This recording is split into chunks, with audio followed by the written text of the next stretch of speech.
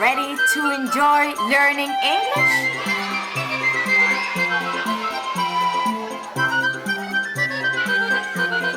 Little English. Episode 9. A flower is needed. The everyday things tell secrets to those who can look at them and listen to them.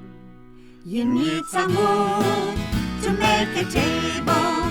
You need a tree to make some wood. You need a seed to make a tree.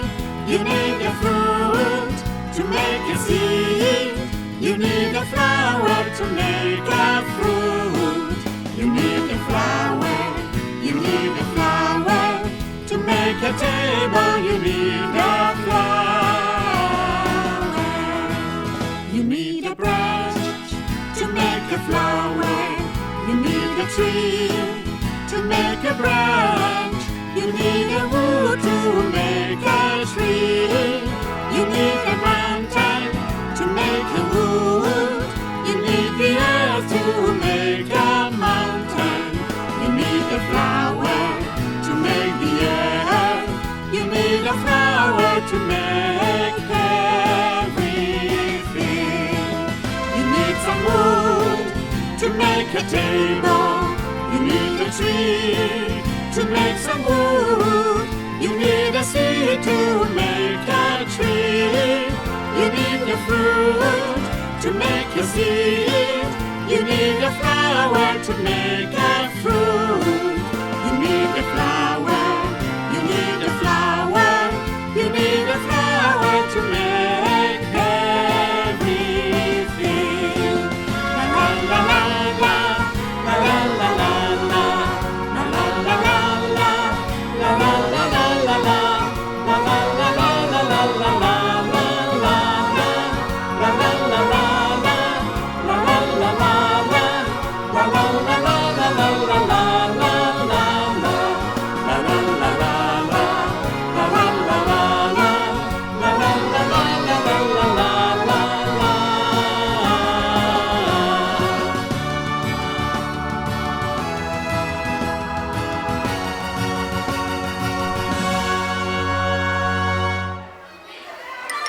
Town mouse, country mouse. Once upon a time, in a far, far away land, there lived 2 mice. But one mouse lived in the countryside, and the other mouse lived in the city. The first mouse, the country mouse, was very happy and very calm. He lived in a very, very, very little house, where he always said, "Hey," because he lived in the country and there was hay everywhere. And then his bed was a little stone, but he was very, very comfortable. And he was always quiet and always peaceful and never had any stress at all. He was very, very happy. But his cousin, the other mouse, lived in the city where there was a lot of noise, a lot of action, a lot of adventure. So they were very different mice, one from the other. And one day, the city mouse decided to visit his cousin, the country mouse.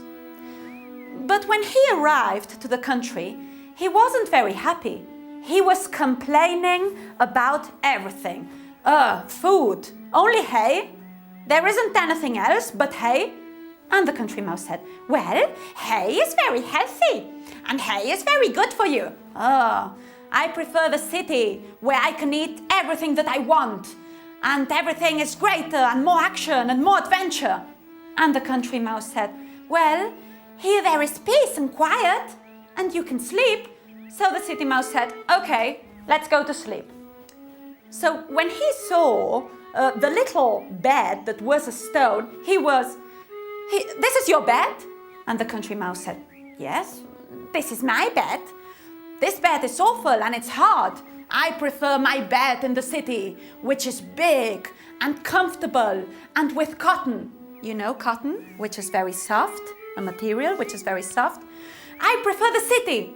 You have to come with me to the city. You have to. You have to come with me. So the country mouse said, okay, I will come with you to the city, although I don't think I would like it because I like the countryside, where everything is peaceful and quiet. And maybe I only eat hay, but hay is very good for you and it's everywhere. But still, he decided to go to the city. So they went to the city and they went through a little hole. But what a shock! Behind the hole there was a cat. A bad cat with long, long nails. And he wanted to get the mice. He wanted to catch them. So the country mouse wasn't very happy. He had just arrived to the city, and what a terrible shock he had had. So he said to his cousin, I don't think I like the city much. This doesn't happen in the countryside, where everything is calm and peaceful. But the city mouse said, oh, this is adventure. This is fun. This is excitement. So they carried on. And there was a beautiful, beautiful living room. And there were a lot of things, and the beds were very comfortable, and everything was beautiful. So the country mouse said, yes, it is nice, and it is elegant, and it is nice, but the bad cat appeared again, and they had to hide again. And they were nervous, and they couldn't hide. But just in time, they found a little place where they could hide and wait until the cat went away. And then the city mouse said, but there is a lot of food, and very, very good food. You will like it. Come with me. So the country mouse went with his cousin, and they saw so much food they had never seen before, especially the country mouse. There was a chocolate cake with cream. Delicious. There were 3 kinds of cheese, smelly, good cheese that mice really like. And there was bread, and there was everything you can imagine, so delicious. So the 2 mice were getting ready to go and get the food. But my God, the terrible cat appeared again. And not only the cat with its long, long nails wanting to attack the mice, but also a woman came in with a broom. You know a broom? What you use to clean the house? Well, she entered with the broom. So there was the cat with its long, long nails. Meow, meow. And there was the woman with this big, big broom trying to hit the mice. And they ran, and they both escaped. Phew! That was close, very, very close. But the country mouse said to his cousin, dear cousin, I'm going back to the country. In the countryside I am happy and I am calm and everything is peaceful. Okay, I only eat hay, but I am happy and nobody bothers me, nobody at all. I am happy in the country. So he said bye to his city cousin who wanted the action and wanted the adventure and all the stress and all the noise and everything hectic. So he went back and he was so, so happy to find his little tiny house with his little bed, which was just a rock. But he had all the food that he wanted. Okay, it was only hay, but he didn't care. He was in peace and quiet and calm. Nobody could bother him. Not a cat, not a lady with her broom, nothing at all. So he preferred the countryside. And he lived forever and ever after, very, very happily in the country. Head and shoulders.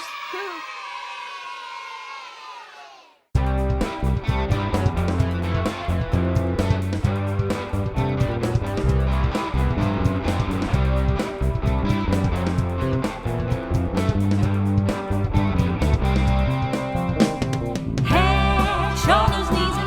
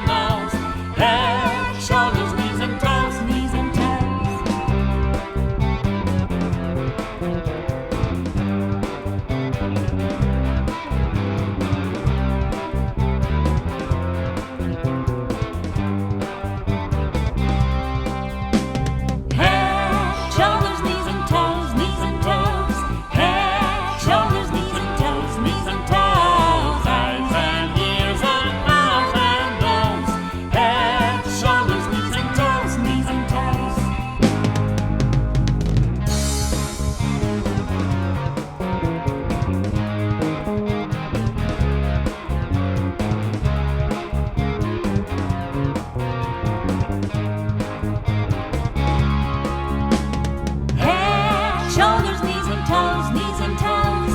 Head, shoulders, knees and toes, knees and toes. Eyes and ears and mouth and nose. Head, shoulders, knees and toes, knees and toes.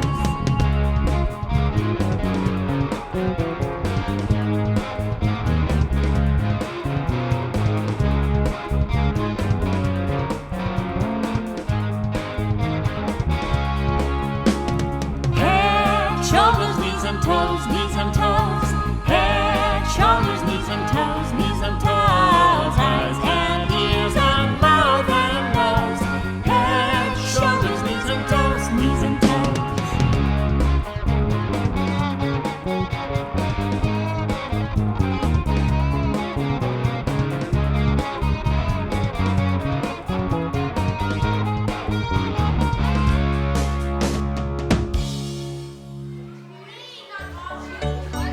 Learn the face.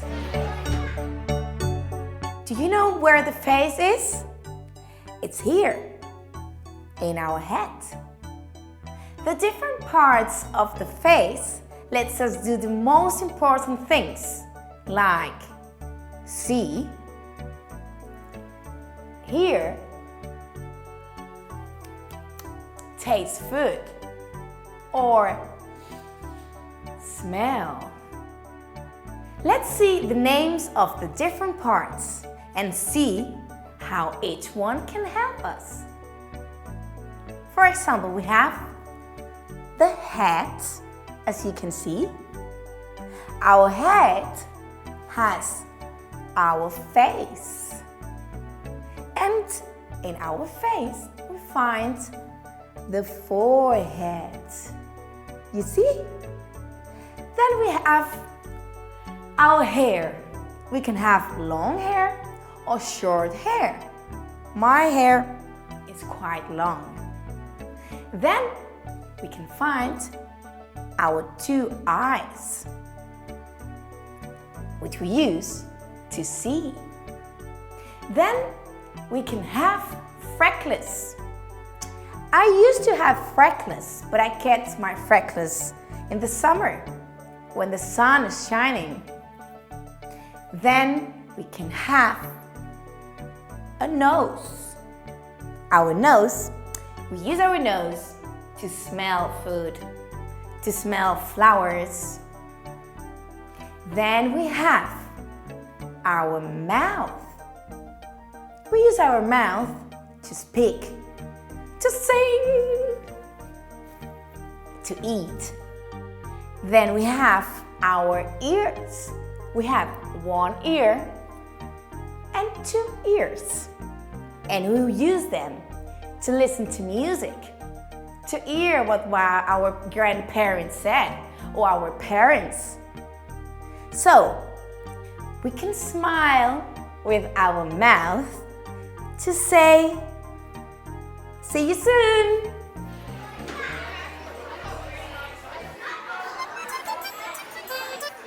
Fearless John. Sorry, I just felt scared. Haven't you ever felt scared about anything? Haven't you ever felt frightened about, I don't know, spiders, for example?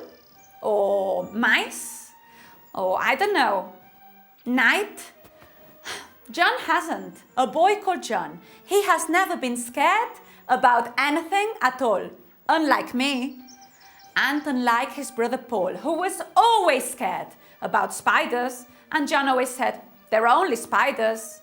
About mice, there are only mice. About darkness, he didn't care about anything at all. And he actually wanted to know what it was to be scared. And he said, I want to know what being afraid is, what being frightened is. I want to know that.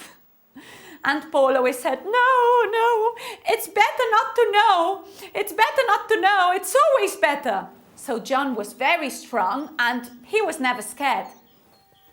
But there is a secret. Shh. He was in love, in love of his neighbor. And he always used to go, to sing for her, like, "My darling, I love you." But her father thought that he wasn't good for her. He thought that he didn't know how to do anything, nothing at all. So one day, John said, I'm going somewhere to find adventure, to find some excitement. I want to know what it is to feel scared. I want to know what it is to feel frightened. I really, really want to know. So he left, he grabbed his things, and he left. Oh, it was getting dark. Oh, and he was very, very tired. So he decided to stop and sleep. But suddenly there was a witch, a very ugly witch with long fingers and like greeny skin and a big ugly nose. And the witch was, "Oh, go away from here, go away." And John said, "Oh, leave me alone, let me sleep. Who do you think you are?" And the witch was very surprised. She was used to making people scared. She was used to scaring people, making them feel afraid, And she was, "You are not afraid of me? You're not afraid at all?" And John was like, "No, I'm not. You stink and you are quite disgusting, but scary? No. Now let me sleep. Go away and let me sleep." And he carried on sleeping. So as you can see, John was very brave. So the next morning, he carried on walking, and suddenly in front of him, he saw a castle, a beautiful big castle. But he didn't know that that castle was enchanted. Enchanted with ghosts, demons, monsters. But John didn't care. But it was so enchanted that even the king had to move out. The king had to go. So John thought, an enchanted castle. How interesting. I might learn how to be afraid. I might feel fear for the first time. So he went to talk to the king. "Your Majesty, I want to feel fear. I want to go to the castle." And the Majesty was very interested. He had never seen anything like that before, never. And he said, "Okay, John, but 3 nights, 3 whole nights will you have to spend at the castle. And if you achieve this, if you make it, you will have half of my fortune, of my money, of my power, of my wealth, and nothing else. But I don't think you will make it because nobody has achieved this. Nobody at all." But John said, "Okay, let's try." So he went and he was in the castle. He found a comfortable bed and he decided to go to sleep. So he started to sleep. But suddenly a ghost came. And he woke John up. And John wasn't very happy to be woken up. He hated that. So he said, Who the hell do you think you are to wake me up? Go away, ghost, go away. But the ghost didn't go away. So John grabbed a stick with fire and threw it to the ghost. And the ghost disappeared. And John said, "I will carry on sleeping." And he carried on sleeping. He was so brave. So the next morning, he was very happy.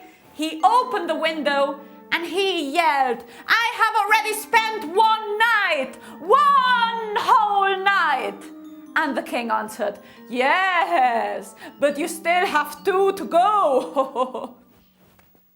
And John thought, okay, 2 to go. So the next night, he prepared his bed, very cozy, very comfortable, and started to sleep. But suddenly 3 heads, 3 flying, floating heads came to disturb John and woke him up. And you know that John gets very, very angry if you wake him up. Go away, leave me alone. Who do you think you are to wake me up, huh? And they didn't want to go away, so he grabbed the stick and kicked them back as if he were playing tennis. 1, 2, 3, and he actually enjoyed it. He would have carried on all night playing tennis, And he was very happy, and he went to bed. He was very tired. He hates being woken up.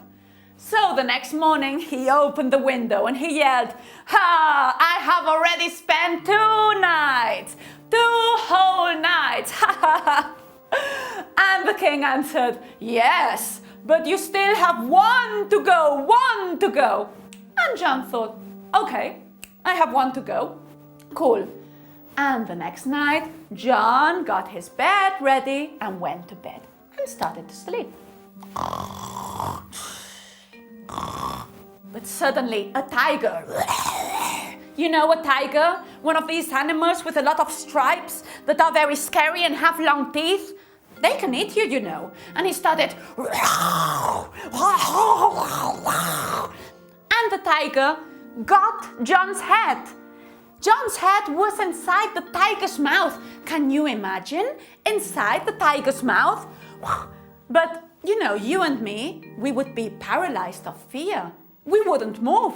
The tiger would eat us, but not John. John was brave. And remember, he didn't know what fear was. So with his strong hands and all his character and power, he opened the tiger's mouth, well opened, and punched the tiger. And the tiger, like a little pussycat, went away, meow, meow, meow, and went away. And John was very angry. He said, "Now I want to sleep. Let me sleep." And he went to sleep. And the next morning, he didn't even go to the window to celebrate the 3 nights. He directly went downstairs to see the king. And the king said, "Well, yes, congratulations, John. Very good. I give you half my fortune. And thank you, I can go back to my castle. I can be a normal king again and live in my castle. Hooray! Hooray!" And everybody was very happy. And John was very happy, but he still didn't know what fear was. What was fear? He didn't know. He just knew that he had some money. So very, very, very happy, John went back home. But you will never know what happened. He got home and his darling neighbor was ill. And the father, who had never liked John before, was very happy to see John. "Oh, John, come here, my darling daughter. She has been ill since the day you left. Please come. And John, who didn't care about money, he left the money and saw his darling feeling ill and lying on the bed, that he felt something that he had never felt before. He felt nervous, anxious. His eyes were starting to water. He wanted to cry. He was frightened. He could feel his heart going faster and faster and faster. He had never felt that before. Never. So he started to cry and he held his darling's hand and, well, he kissed her and she got better. She opened her eyes and felt better. And John said something that he had never said before. He said, "Oh, my darling, you scared me." And imagine that John had gone so far to know what fear was. So, thank God, they were in love, they got married, and they lived happily forever after.